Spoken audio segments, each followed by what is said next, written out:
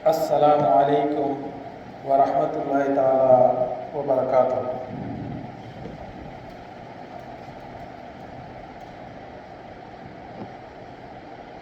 قد أفلح من تزكى وذكر اسم ربه فصلى بل تؤثرون الحياة الدنيا والآخرة خير وأبقى إن هذا لفي الصحف الأولى صحف إبراهيم وموسى.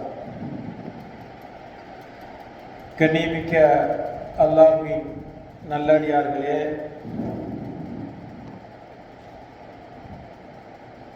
இந்த வருடப்பிறப்பின் முஹர்ரம் மாதத்தின் 2வது வெள்ளிக்கிழமையை நாம் பெற்றிருக்கிறோம். புகழனைத்தும் நம்மை படைத்த இறைவனுக்கு.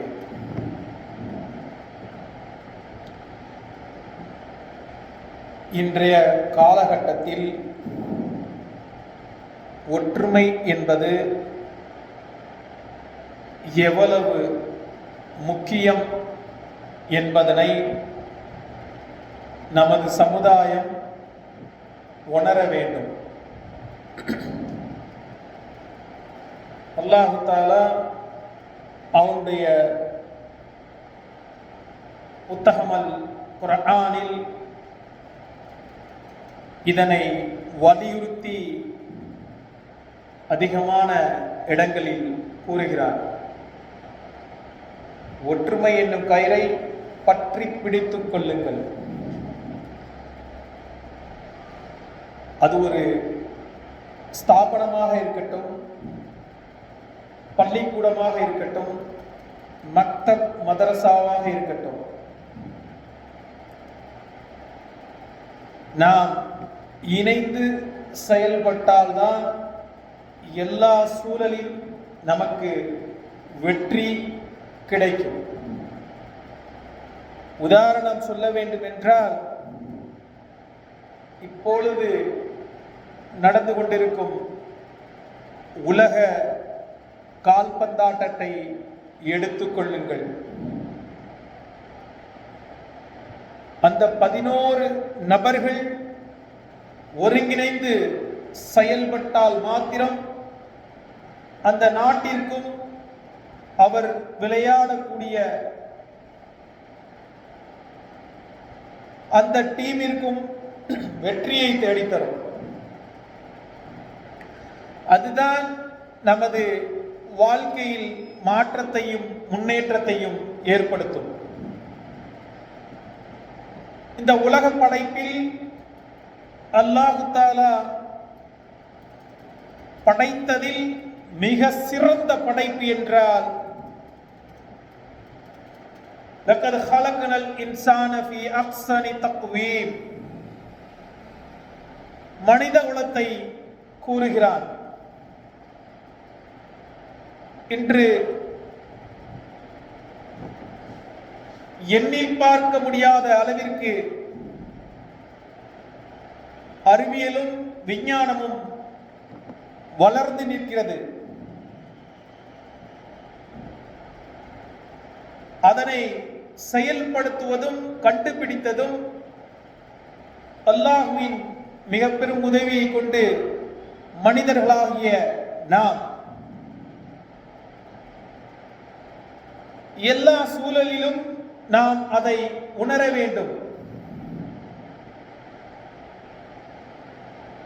ஒரு பள்ளியின் முக்கியத்துவம் எது என்றால் மக்தப் மதரசா, அடிப்படை குர்ஆன் ஓதுதல். பெற்றோர்களாகிய நீங்கள் உங்கள் பிள்ளைகளை பள்ளிவாசலுக்கு அனுப்ப வேண்டும். நாம் இந்த பள்ளியின் இமாம் அவர்களை கேட்டு சில தகவலை பெற்றோம். கவலை தருகிறது. இந்த கிராமத்தில் வாழ்ந்து கொண்டிருக்கும் நமது சமுதாய செல்லங்கள் இந்த மஜ்லிஸை மக்தப் மதரசாவிற்கு வந்து சிறப்பித்துக் கொண்டிருந்தார்கள். அல்லாஹ்வுடைய புத்தகம் அல் குர்ஆனை ஓதினார்கள். அதனைத் தொடர்ந்து ஒவ்வொரு பள்ளியிலும் நடத்தப்பட வேண்டிய விஷயம் என்னவென்றால் பைத்துல் மால், சதகாக்களையும் ஜகாத்தையும் அந்த ஜமாத்தை சார்ந்து வசூல் செய்து அந்த ஜமாத்தில் தேவை உடையவர்களை அறிந்து அவர்களுடைய பிள்ளைகளின் கல்விக்கும் அவர்கள் தொழில் தொடங்குவதற்கும் பள்ளியின் மூலமாக நாம் அவர்களுக்கு உதவி செய்ய வேண்டும். கடந்த 2 மாதங்களாக நாம் நமது மாவட்டத்தில் பல ஊர்களில்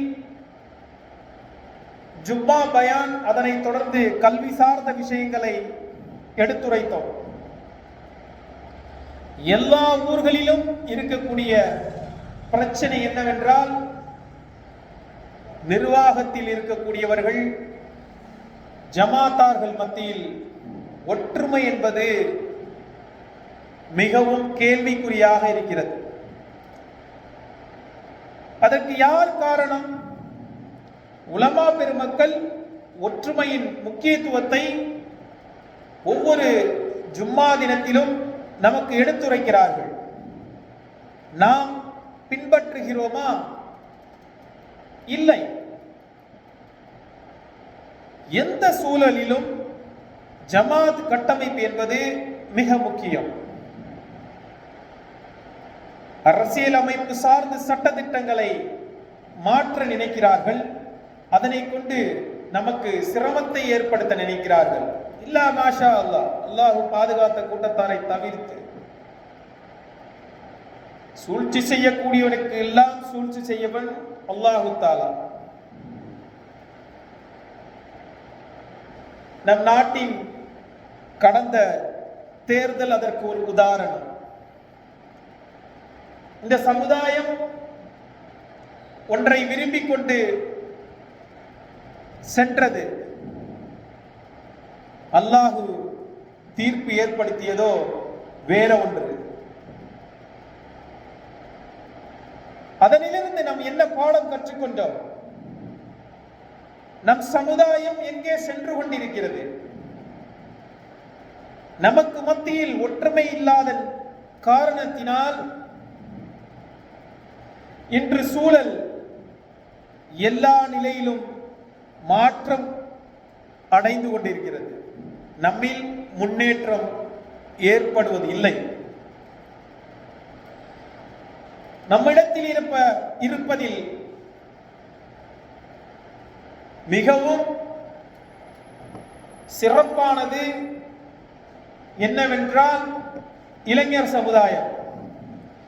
அந்த இளைஞர் சமுதாயத்தை நாம் சரிவன நெறிப்படுத்தினோமா?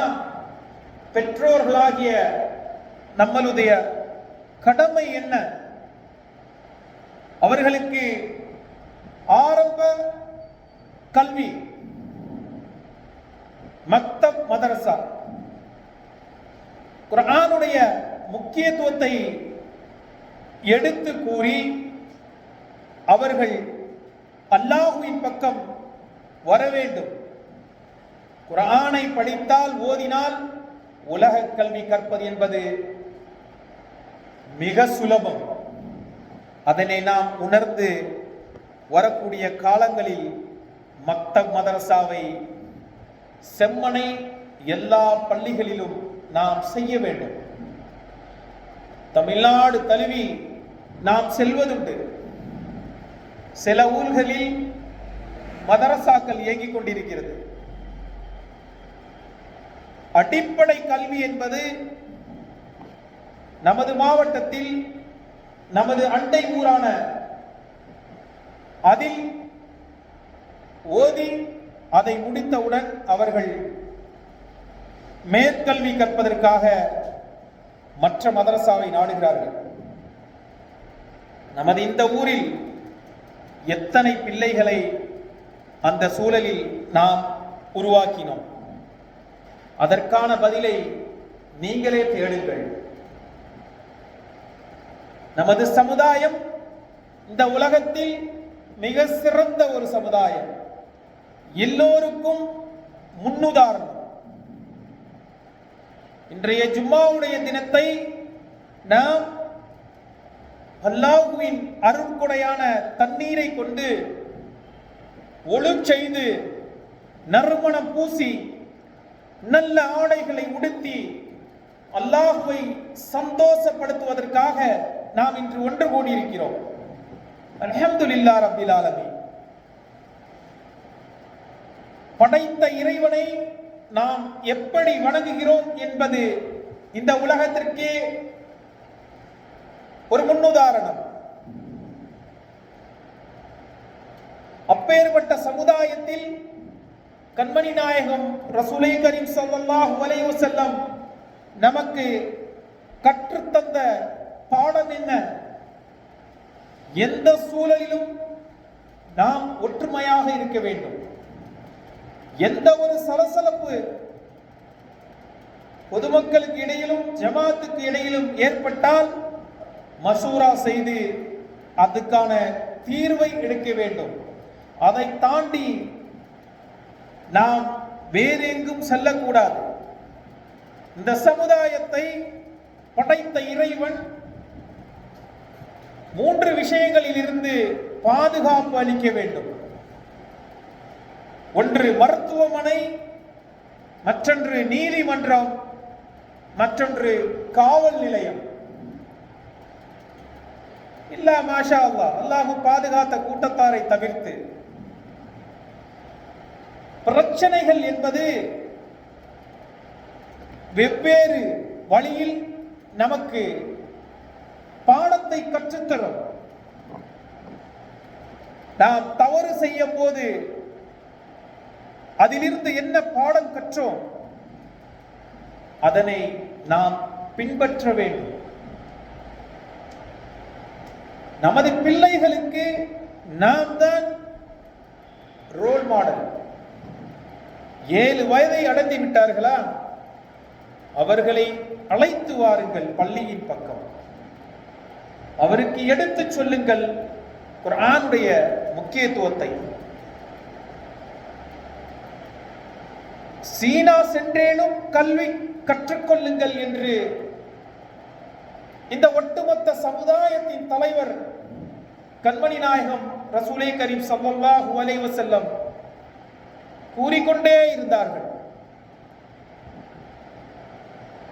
அல்லாஹு தஆலா அவர்களுக்கு குர்ஆனை இறக்கி வைத்த போது அவன் இறக்கிய முதல் வசனம் என்ன? இக்ரா பிஸ்மி ரப்பிக்கல்லதீ ஹலக். படியுங்கள், எழுதுங்கள். இதை இன்று ஒரு சமுதாயம் ஆராய்ச்சி செய்து கொண்டிருக்கிறது. நமது குர்ஆனை வெற்றியும் அடைந்திருக்கிறார்கள்.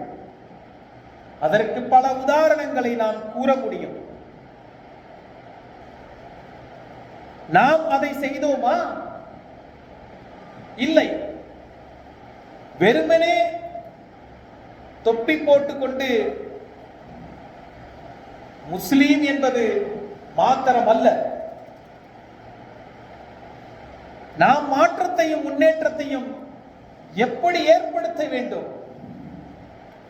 நம்முடைய நற்பண்புகள், நற்குணங்கள், இதனை கொண்டு நாம் தாவா செய்ய வேண்டும்.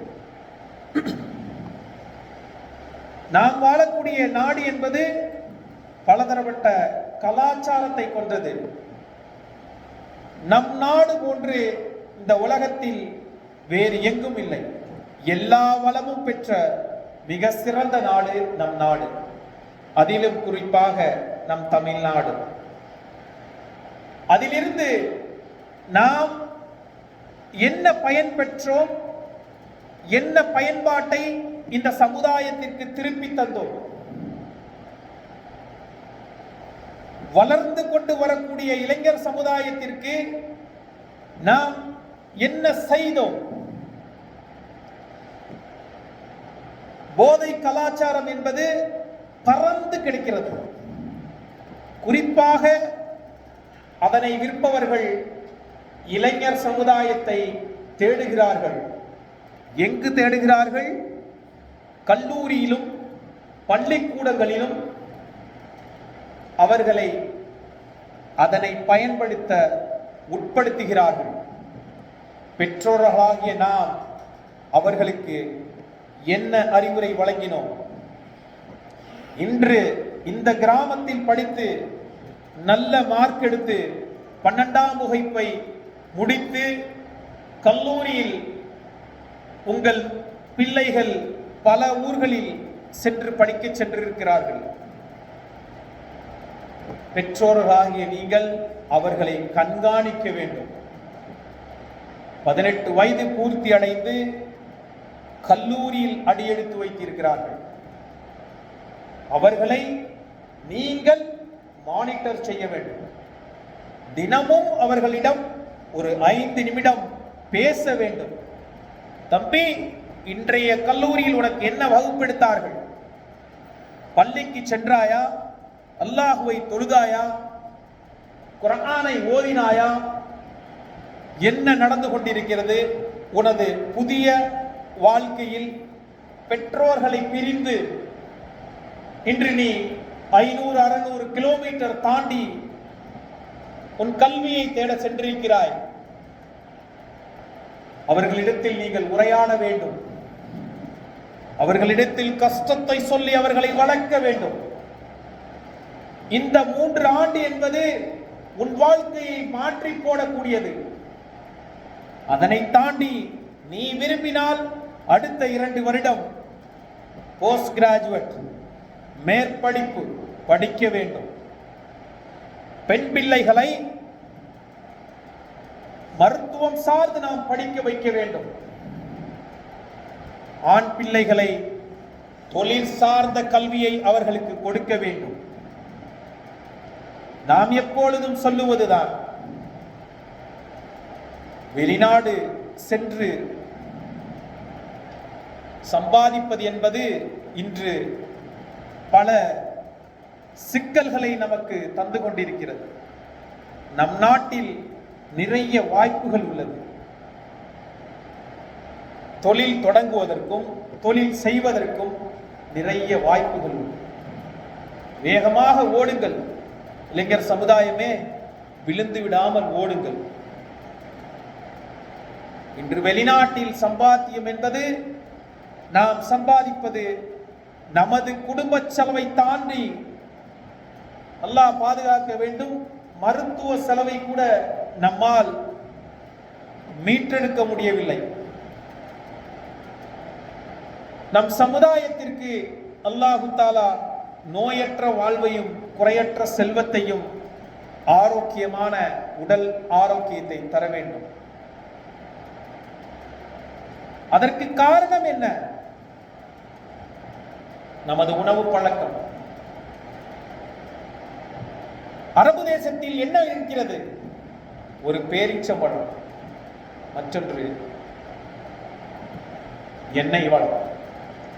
இந்த உலகத்தில் கிடைக்கக்கூடிய அனைத்து காய்கறிகளும் பழங்களும் அங்கே கிடைக்கின்றது. அது நமது தலைவர் கண்மணி நாயகம் ரசூலை கரீம் ஸல்லல்லாஹு அலைஹி வஸல்லம் அவர்கள் சொல்லி சென்றது. உமரா சென்றவர்களுக்கு சம்பவம் தெரியும். தாயிஃப் நகரம் என்பது ஒரு கிரீன் சிட்டி. எல்லா வகையான காய்கறியும் பழங்களும் அங்கே கிடைக்கும். அதுதான் சிறப்பு. நமது வீட்டில் கொல்லை இருப்பது என்றால் அதில் ஒரு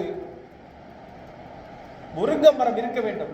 அதனுடைய மருத்துவ குணம் என்ன என்பதை ஆராய்ந்து பாருங்கள். ஒரு பப்பாளி மரம் இருக்க வேண்டும். அதனுடைய நோய் எதிர்ப்பு சக்தி என்பதை நாம் மருத்துவர்களிடம் கேட்டு தெரிந்து கொள்ள வேண்டும். இன்று உங்களில் சில பிள்ளைகள் மருத்துவம் சார்ந்து படிக்கிறார்கள். அவர்களிடத்தில் கேளுங்கள்.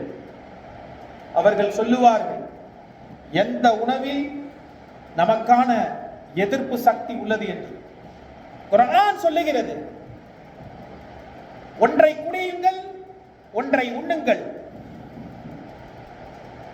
பாலையும் தேனையும் அல்லாஹ் குர்ஆனில் சொல்லுகிறான். பாலை குடியுங்கள், தேனை அருந்துங்கள். அவ்வளவு மருத்துவ குணம் இருக்கிறது.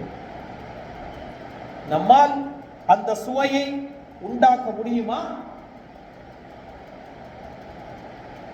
அந்த பால் ஒரு காலகட்டத்தில் எத்தனை முறை கறக்க முடியும் என்பதை அல்லாஹ் தீர்மானிக்கிறார். ஒரு பார்ட் மில்க், ஒரு பார்ட் யூரின், ஒரு பார்ட் சாணம். அந்த பசுவின் வாழ்க்கையில் எதை சாப்பிடுகிறது? பச்சை காய்கறிகளை சாப்பிடுகிறது. அதை நாம் உட்கொள்கிறோம். அது ஒரு பார்ட்ஸிலும் அதற்கான எதிர்ப்பு சக்தி உள்ளது. இன்று நம் பிள்ளைகள் பிரசவ காலகட்டத்தில் டாக்டர் ஃபோலிக் ஆசிட் என்று ஒரு டேப்லெட்ஸ் எழுதுவார். உங்களுக்கு ஹீமோகுளோபின் கம்மியாக இருக்குது என்று டாக்டர் சொல்வார்கள். அதற்கு நாம் என்ன செய்ய வேண்டும்? ஆட்டின் பல்லுக்குட்டியை சாப்பிடும் போது அதில் டைரக்டாக நமக்கு ஹீமோகுளோபின் கிடைக்கும். கால் வலி, நம்ம கால் சூப் வச்சு சாப்பிடுவோம். ஆட்டாகட்டும் மாடாகட்டும், ஒரு பொருளிலும் மருத்துவ குணம் இருக்கிறது. இன்று ஒரு கூட்டம் சொல்லும், மாட்டுக்கறி சாப்பிடாதீர்கள் என்று. இன்று நாட்டை பாதுகாத்துக் கொண்டிருக்கும் ராணுவத்திற்கு என்ன உணவு கொடுக்கிறார்கள் என்று தெரியுமா? மிக முக்கியமான உணவு மாட்டுக்கறி. அவ்வளவு புரோட்டீன் இருக்கிறது. இன்று நாம் என்ன சாப்பிடுகிறோம்? 35 நாள் வளரக்கூடிய அந்த பிராய்லர் சிக்கனை விரும்பி சாப்பிடுகிறோம். அதில் ஏதாவது ஒரு எதிர்ப்பு சக்தி இருக்கிறதா? 14-15 வயதில் பருவம் அடையக்கூடிய பெண் மக்கள் இதை சாப்பிடுவதனால் 6ஆம் வகுப்பு படிக்கும் போதே அவர்கள் வயதுக்கு வந்து விடுகிறார்கள். காய்கறிகளையும் பழங்களையும் கடல் சார்ந்த உணவுகளையும் நாம் உட்கொள்ள வேண்டும். இன்று பல ஊர்களில் பாருங்கள், சீனியர் சிட்டிசன், மூத்த குடிமகன் என்பது குறைவாகிவிட்டது. மௌத்து என்பது வயது இல்லாது வர தொடங்கிவிட்டது. பிறந்த அனைவரும் நாம் அல்லாஹ்விடத்தில் திரும்ப வேண்டும், அதற்கு மாற்று கருத்து இல்லை. இருந்தாலும் நம்மளுடைய உணவு பழக்கங்கள் நம்மை எங்கே கொண்டு செல்கிறது, அதனை உணர வேண்டும். பிள்ளைகளை நாம் மக்தப் மதரசாவிற்கு அனுப்ப வேண்டும். இந்த ஊரில் இருக்கக்கூடிய அனைவர்களும் ஒற்றுமையாக இருக்க வேண்டும். நிர்வாகத்தோடு நல்ல இணைப்போடு இருக்க வேண்டும். நிர்வாகம் ஏதேனும் தவறு செய்தால் நீங்கள் சுட்டிக்காட்டுங்கள், அதனை அவர்கள் திருத்திக் கொள்ளட்டும். இப்ப இருக்கக்கூடிய ஒட்டுமொத்த தமிழ்நாட்டில் இருக்கக்கூடிய பள்ளிவாசலுடைய நிர்வாகிகள் என்பது அவர்கள் நிரந்தர பொறுப்பாளிகள் அல்ல.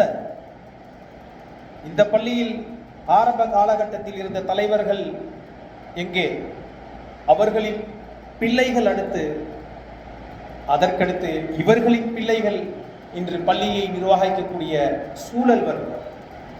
நீங்கள் நடத்தக்கூடிய நிர்வாகம் என்பது ஒரு டிரான்ஸ்பரன்சியாக இருக்க வேண்டும். உங்களுடைய செலவினங்கள் அவர்களுக்கு தெரிய வேண்டும். இளைஞர்களுக்கு பொறுப்பு கொடுங்கள். நன்றாக படித்த இளைஞர்களை பொறுப்பாளியாக்குங்கள்.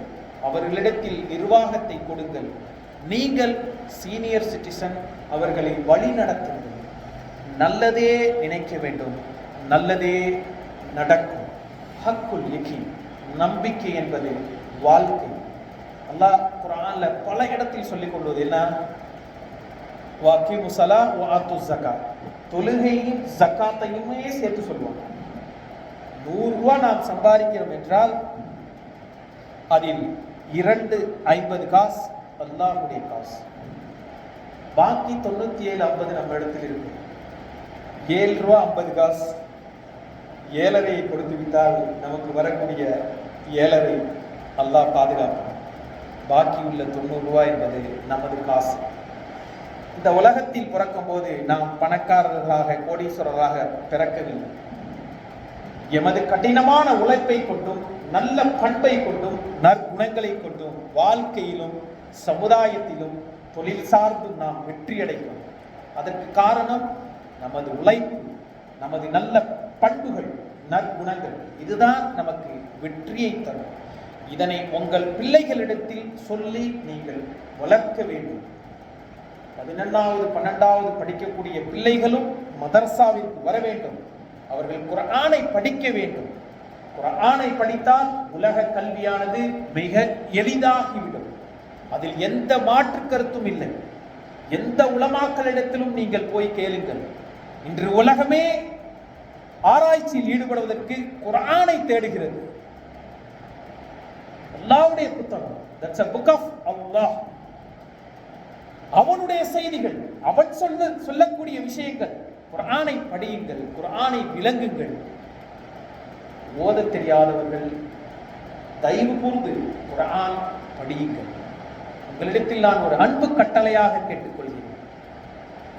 உங்கள் வாழ்க்கையிலும் உங்கள் குடும்ப வாழ்க்கையிலும் பெரிய மாற்றத்தையும் முன்னேற்றத்தையும் நிச்சயமாக ஏற்பட முடியும். இது அல்லாஹ்வின் மீது சத்தியமாக சொல்கிறேன். அதே போன்று என்று நமது சமுதாயம் ஃபஜ்ருடைய தொழுகையை ஜும்மாவுடைய தொழுகை போன்று நாம் தொழுகிறோமோ, அன்று நம் சமுதாயத்திற்கும் ஷாம் தேசத்துக்கும் ஒரு நற்செய்தி உண்டு. வெற்றி நிச்சயம். அல்லாஹ் கூறுகிறார். அந்த முயற்சியை நாம் செய்ய வேண்டும். நாம் எந்த காரணத்தையும் சொல்லக்கூடாது. ஃபஜ்ருடைய வக்துக்கு பிள்ளைகளை இஸ்ஸா தொழுகை முடிந்தவுடன் அவர்களை உறங்கச் சொல்லுங்கள். இன்று நிலைமை என்னவாக இருக்கிறது இளைஞர் சமுதாயத்தில்? ரீல்ஸ் மோகம். அந்த 3 செகண்ட் 5 செகண்ட் வரக்கூடிய ரீல்ஸை பார்க்கிறார்கள். அல்லாஹ் பாதுகாக்க வேண்டும். அவருடைய கையில் உள்ள ரேகை அழிந்துவிடும். இது எவ்வளவு முக்கியம் என்று இன்று அங்காடிகளில் கை வைக்காதவர்கள் தயவு கூர்ந்து உங்கள் பிள்ளைகளையோ பெற்றோர்களோ ஃபிங்கர் டிப் வச்சு நீங்களும் ஒரு முறை அங்காடி பொருளை வாங்குங்கள்.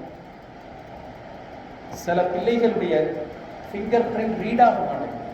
நாம் விளையாட்டாக சொல்லுவது ரீல்ஸ் பார்க்குவதை கொஞ்சம் நிறுத்தி விடுங்கள், உங்கள் ஃபிங்கர் பிரிண்ட் ப்ராப்பராக ரீட் ஆகும். சமுதாயத்தை மாற்றக்கூடிய பொறுப்புதாரிகள் பெற்றோர்களாகிய நாம் மாற்றத்தை கொண்டு வர வேண்டும். முன்னேற்றத்தை நோக்கி நாம் செல்ல வேண்டும். அது சிறு தொழிலாக இருக்கட்டும், பெருந்தொழிலாக இருக்கட்டும், நாம் முயற்சி செய்ய வேண்டும். பிள்ளைகளுக்கு கல்வியின் முக்கியத்துவத்தை சொல்லுங்கள். ஒற்றுமையின் வெற்றியை சொல்லுங்கள். இன்று உங்கள் பிள்ளைகள் பல ஊர்களில் சென்று படிக்கிறார்கள். மல்டிபிள் கல்ச்சர்ஸ், அவர்களை சந்திப்பார்கள். லக்கும் தீனுக்கும் வலியது. நமது மார்க்கம் நமது, அவர்கள் மார்க்கம் அவர்களுக்கு சொல்லி வளங்கள். அவர்கள் ட்ராக் மாற்றப்பட்டால் குடும்பம் சீரழிந்துவிடும். ஒரு நாட்டையோ ஒரு வீட்டையோ சீரழிக்கணும் என்று நாம் நினைத்தால், இளைஞர்களை வழிகெடுத்தால் மற்றவை தானாக நடக்கும். இதுதான் உண்மை. ஆகையால் நாம் இங்கு உங்களிடத்தில் எத்தி வைப்பது ஒற்றுமை, ஒற்றுமை, ஒற்றுமை. அதுதான் நமக்கு வெற்றியை தரும். சலசலப்பு ஏற்படும் போது அமைதியாக எடுத்து அவர்களிடத்தில் கூறுங்கள். பிள்ளைகளை அவர்களுடைய போக்குக்கு விட்டுவிடாதீர்கள். 18 வயதை அடைந்து விட்டார்கள். அவர்களை உங்கள் நண்பர்களாக ஆக்கிக் கொள்ளுங்கள். பெண் பிள்ளைகளோடு அவர்களுடைய தாயாரை நன்றாக அவர்களிடத்தில் உரையாடச் சொல்லுங்கள். போன் இன்று தொலைபேசியாக ஆகிவிட்டது. அந்த பேட்டர்ன் லாக் உங்களுக்கு தெரிய வேண்டும். லேப்டாப்பாக இருக்கட்டும், அது போனாக இருக்கட்டும், அதை நீங்கள் கண்காணியுங்கள். இன்று நாம் பல சம்பவங்களை இங்கு உதாரணமாக கூற முடியும். அதுவல்ல நமது நோக்கம். பெண் பிள்ளைகள் படித்தால் அந்த குடும்பமே படித்ததற்கு சமம். இன்று அது நமக்கு ஏமாற்றத்தை தருகிறது நமது சமுதாயத்திற்கு. அதை மாற்ற வேண்டும். அவர்கள் தவறான வழியில் சென்று விடுகிறார்கள். அந்த possessiveness, that is called love, இல்லையா? தவறான நண்பர்களோடு சேர்ந்து வீணாகி விடுகிறார்கள். அவர்களுடைய நண்பர்கள் யார் என்று நீங்கள் கண்காணியுங்கள், விசாரியுங்கள், அவர்களிடத்தில் பேசுங்கள். சேரும் நண்பர்களோடு வரக்கூடிய பழக்கம் அவர்களுக்கும் ஒற்றிவிட்டால் நம் குடும்பம், நம் சமுதாயம், நாம் கஷ்டப்பட்டு அவர்களை படிக்க வைத்தது வீணாகிவிடும். ஆகையால் அவர்களுக்கு மீண்டும் மீண்டும் சொல்லுங்கள், கஷ்டத்தை சொல்லி வளங்கள். அவர்கள் படித்து 5 வருஷ காலம் ஒரு நல்ல இந்த சமுதாயத்திற்கு பயன்படக்கூடிய, இந்த வீட்டிற்கு பயன்படக்கூடிய ஒரு நல்ல பிள்ளையாக வர வேண்டும்.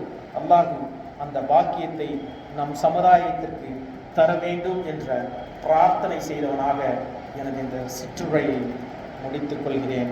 வாஹில் தவானா அனில் அல்ஹம்துலில்லாஹி ரப்பில் ஆலமீன். அஸ்ஸலாமு அலைக்கும் வரஹ்மத்துல்லாஹி தஆலா வபரகாத்துஹு.